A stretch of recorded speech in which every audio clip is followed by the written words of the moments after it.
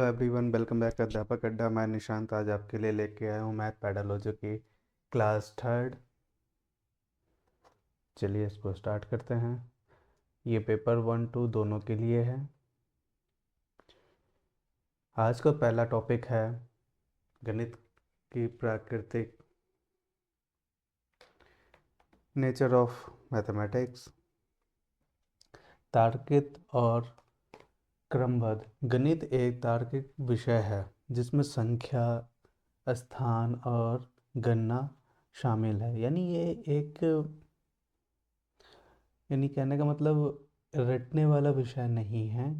ये आपको समझना है। समझ से ही आप इसको सॉल्व कर सकते हैं, ना कि रट के। ठीक है।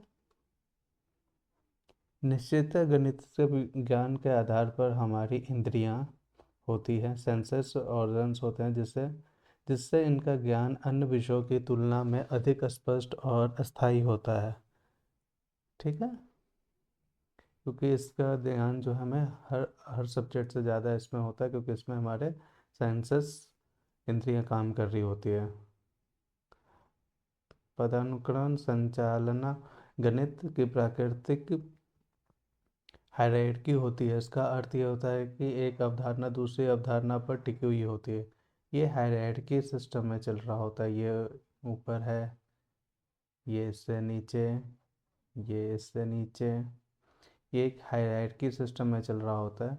सब एक दूसरे पे आश्रित हैं, एक दूसरे पे डिपेंडेंट है। इसकी भाषा देखिए, गणित की अपनी एक अलग भाषा है जिसमें गणितीय पद यानी टर्म्स, उसके बाद है प्रत्यय, सूत्र यानी फॉर्मूला, सिंबल्स शामिल हैं। सिंबल्स में आपका हो गया, ये सारे सिंबल्स में ही आएंगे आपके। ठीक है। फॉर्मूला यानी सूत्र में हो गया, जैसे a+b का होल स्क्वायर हो गया, a+b का होल क्यूब। ये सारे जो है आपके सूत्र में आएंगे। ठीक है। कॉन्सेप्ट इस जैसे आप ये समझिए कि इसमें आपको जितने भी थ्योरम्स वगैरह हो गए वो सब इसमें आएंगे। ठीक है। अमूर्तता अब्स्ट्रैक्ट्स देखते हैं। गणित अमूर्त प्रत्यय को समझने और उन्हें मूर्त के रूप में बदलने में मदद करता है। ठीक है। करेक्ट करने में मदद करता है। दैनिक जीवन के जुड़ाव गणित की भाषा सरल, बोधपूर्ण और बच्चों के मानसिक स्तर के अनुरूप होना चाहिए, ताकि वे इसे अपने दैनिक जीवन में जोड़ सके। जब हमें उसे एग्जाम्पल देना है, उसे डे टू डे लाइफ को ऐड करके दे देना है। ठीक है। इस पॉइंट को भी आगे समझते हैं। 2025 NCF क्या कहता है? पहला पॉइंट है इसका, ज्ञान को स्कूल को बाहरी जीवन से जोड़े। जो अभी यहाँ पे बताया गया है, दैनिक जीवन से जोड़ना है। हमें वहाँ पे जो एग्जाम्पल देना है बच्चों को, वो यानी डे टू डे लाइफ से यूज़ कर देना है। जैसे कि हमें अगर एग्जाम्पल देना है 2+2=4 है, तो हम उसको बोल सकते हैं कि आपके पास 2 मैंगो थे, 2 मैंगो और आपके फ्रेंड ने दे दिया, तो कितने हो गए? 4 मैंगो हो गए। तो उसको हमने डे टू डे लाइफ से जो एग्जाम्पल दे रहे हैं, वो डे टू डे लाइफ से हम उसको ऐड ऑन करते जा रहे हैं। रोट लर्निंग को यहाँ पे हमें सिस्टम को मुक्त करना है, रोट लर्निंग नहीं कराना है। उन्हें हमें समझाना है हर पॉइंट को, और उसी पॉइंट से उसको क्वेश्चन को सॉल्व कराना है। ये नहीं कि रटवा देना है। पाठ्यक्रम केवल पाठ्य पुस्तक केंद्रित ना हो, विभिन्न गतिविधियों से जुड़ा हुआ होना चाहिए। यानी जो हम पढ़ा रहे हैं लेसन, वो सिर्फ पाठ्य पुस्तक से नहीं, यानी कहने का मतलब डे टू डे लाइफ को उसको ऐड ऑन करके, और उसको जो है उसके साथ जो गतिविधियां करनी है, यानी उसके जो हमें एग्जाम्पल देने हैं, उसके साथ हमें जो गेम्स वगैरह खेलने हैं, उसके सबको उस सबके साथ जोड़ के हमें चलना है। ठीक है। एकदम लचीला बनाना है कि बच्चों को बोरियत ना लगे। ठीक है। महत्वपूर्ण कथन में आप देखें, यहाँ पे सारे राइटर्स के व्यूज़ हैं, जो A to Z सारे आपके लिए इम्पोर्टेंट है। इसमें ऐसा कोई नहीं है कि जिसको आप इग्नोर कर सके, क्योंकि इन राइटरों से क्वेश्चन आते हैं।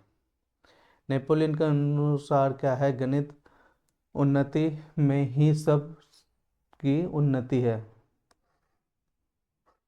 ठीक है, ये आपके नेपोलियन जी कहते हैं। हवस के अनुसार गणित एक पत्थर के समान विषय है। जिस प्रकार पत्थर औजार के तीव्र करता है, वो ठीक वैसे ही गणित मस्तिष्क को तीव्र करता है। यानी कहने का मतलब, आपकी गणित जितनी अच्छी होती चली जाएगी, आपका मेंटल लेवल उतना ही अच्छा होता चला जाएगा। प्लेटो के अनुसार गणित मानसिक शक्तियों को प्रशिक्षित करता है, कोई जिससे सोई हुई आत्मा चेतना जागृत होकर अवस्थित हो। इनका भी सेम वही कहना है कि इससे आपका मेंटल लेवल अच्छा होता है, आपकी सोई हुई चेतना जाग जाती है।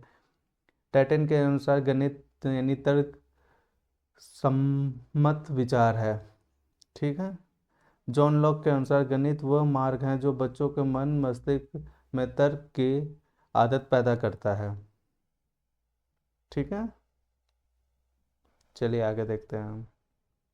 मार्शल स्टार्ट के अनुसार अमूर्त व्यवस्था को मूर्त रूप देना ही गणित है। गैस के अनुसार गणित विज्ञान की रानी है।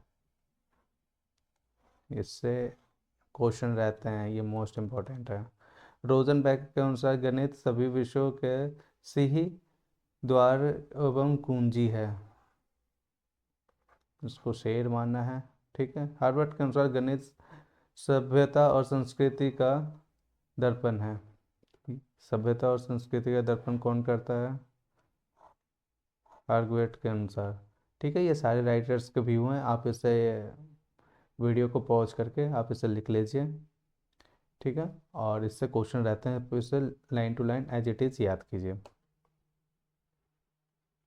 निर्देशनात्मक और उपचारात्मक शिक्षण शिक्षण डायग्नोस निदान का अर्थ है कि कारण जानना, यानी इससे बच्चों की असफलता, कमियों और कठिनाई का पता लगता है। कि हमें वो पता करना है कि डायग्नोस करना है कि बच्चे में क्या कमियां थी, किस कारण से बच्चों की ये कठिनाई हुई है। उसके बाद उससे उपचार करना है, यानी बच्चों की कमियों को पता लगाने के बाद उसका समाधान करना है। फिर दोबारा शिक्षण करवाना। ठीक है, उपचारात्मक शिक्षण कहलाता है। पहले हमें देखना है कि बच्चों को प्रॉब्लम कहाँ पे, और उसके बाद फिर हमें उसे जो दोबारा उसे हम लोग को समझाएंगे, टीचिंग करेंगे, उसको उपचारात्मक शिक्षण कहते हैं। ठीक है। सामुदायिक गणित समाज के प्रत्येक वर्ग के लोग गणित के ज्ञान की आवश्यकता होती है। हमारे समाज में प्रत्येक व्यक्ति जो अपने जीविका कमाते हैं तथा अन्य आय व्यय करते हैं, किसी न किसी रूप में गणित का ज्ञान अवश्य होता है। सामाजिक जीवन जीने के लिए गणित का ज्ञान की अधिक आवश्यकता होती है। समाज में होने वाले सभी प्रकार का लेन देन, व्यापार वाणिज्य, उद्योग, सेवा आदि सभी में गणित निर्भर है। समाज की उन्नति और उचित ढंग से समझने एवं समाज के प्रगति के रास्ते पर चलना गणित मुख्य भूमिका है। गणित जो है आपके डे टू डे लाइफ से जुड़ा हुआ है। चाहे आप कोई भी काम कीजिए, कुछ भी कीजिए, आपको यानी आप सुबह सो के उठते हो, वहाँ से लेके शाम तक आपके साथ मैथ चल रहा होता है। ठीक है, चाहे आप बच्चे हों तो, बड़े हों तो, आप बुज़ुर्ग हों तो। आप सुबह सुबह उठ के दूध लेने जाते हैं, आपने उसे 100 रुपीज़ का नोट दिया, कितना वापस करेगा, कितने रुपए का मिल्क था, कितना आपको रिटर्न आएगा। ठीक है, तो यहाँ पे भी आपका मैथ काम आ गया। कोई एक व्यापार करता है, उसे कितना पैसा लेना है, उसे फिर कितना वापस करना है, ये सारी चीज़ें मैथ है। इसलिए math day to day life में हर एक बंदे के यानी काम आता है, और हर एक बंदा उसका यूटिलाइज कर रहा है। उसका लेवल अलग हो सकता है, बट वो कर रहा है। अनौपचारिक मूल्यांकन देख ले, इवेल्युएशन इस हमेशा क्वेश्चन आता है। यह मूल्यांकन का वह तरीका है जिससे अध्यापक प्रश्न द्वारा छात्रों को सीखने की प्रगति का समय समय पर लिखित मौखिक रूप में मूल्यांकन किया जाता है। इससे विद्यार्थी का पता चलता है कि उनका मूल्यांकन किया जा रहा है।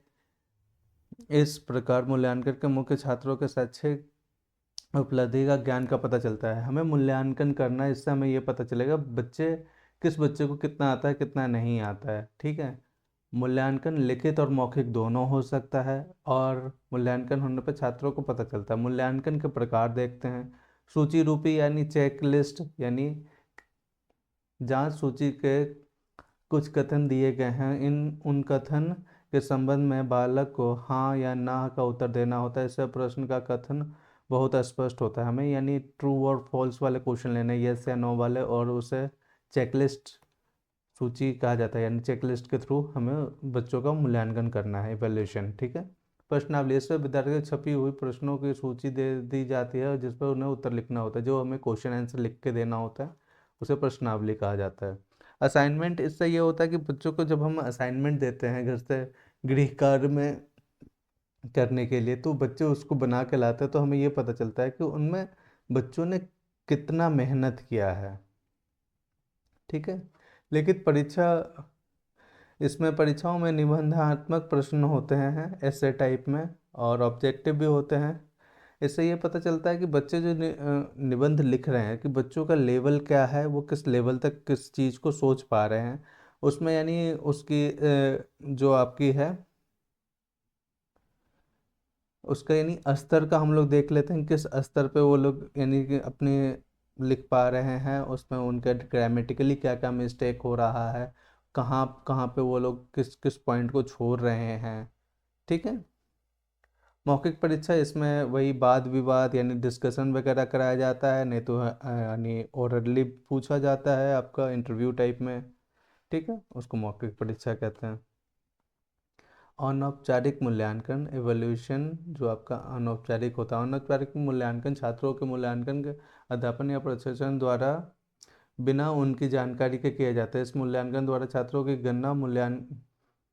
गणनात्मक मूल्यांकन किया जाता है। अनौपचारिक मूल्यांकन की प्रमुख विधियां। अनौपचारिक मूल्यांकन यानी निरीक्षण जो होगा, ये छोटे छोटे बच्चों पर अपनाई जाती है। इससे अध्यापक बच्चों की गतिविधियों को देखते हैं और उनका अवलोकन करते हैं और तकनीक का उपयोग करते हैं। बालकों को योग्यता और व्यवहार के संबंध में जानकारी प्राप्त करने के लिए किया जाता है। संवाद, ये इससे बच्चों को आपस में किसी विषय में संवाद या वाद विवाद किया जाता है। इससे आपस में एक दूसरे के प्रति व्यवहार का पता चलता है कि ठीक है। हम लोग इसको ऑब्जर्वेशन जो करते हैं, हम बिना बताए बच्चों को करते हैं, इससे हमें सही मूल्यांकन कर पाते हैं। सबसे अच्छा यहाँ पे देखो विषय में यानी वाद विवाद करते हैं और हम लोग यानी डिस्कशन करवाते हैं, फिर हम लोग देखते हैं कि बच्चा क्या बोल पा रहा है, उसका मेन यानी कितने लेवल तक सोच पा रहा है। ठीक है। अब लेकिन छात्रों से संबंधित घटनाओं का आंकलन किया जाए, उसके द्वारा अध्यापन अध्यापक जो है अपने संवेदनात्मक व्यवहार के बारे में पता चलता है। ठीक है। इसको आप बहुत ज़्यादा अपने ग्रुप्स में शेयर कीजिए। ठीक है। और आपकी एक और क्लास बाकी है मैथ पैथोलॉजी की, वो आ जाएगी। उसके बाद आपके क्वेश्चंस इस पे यानी मैथ पैथोलॉजी के क्वेश्चंस वाले सारे यानी सीरीज़ आपके डाउन यानी अपलोड होना चालू हो जाएंगे। उसके बाद आपके लिए स्पेशल जो आपका पेपर 1 में 15 नंबर का मैथ आएगा, और पेपर 2 में जो मैथ सब्जेक्ट से आपके क्वेश्चन आएंगे वो आपको 1-2 दिन में वो भी अपलोड हो जाएगा धीरे धीरे। ठीक है। Thank you for watching.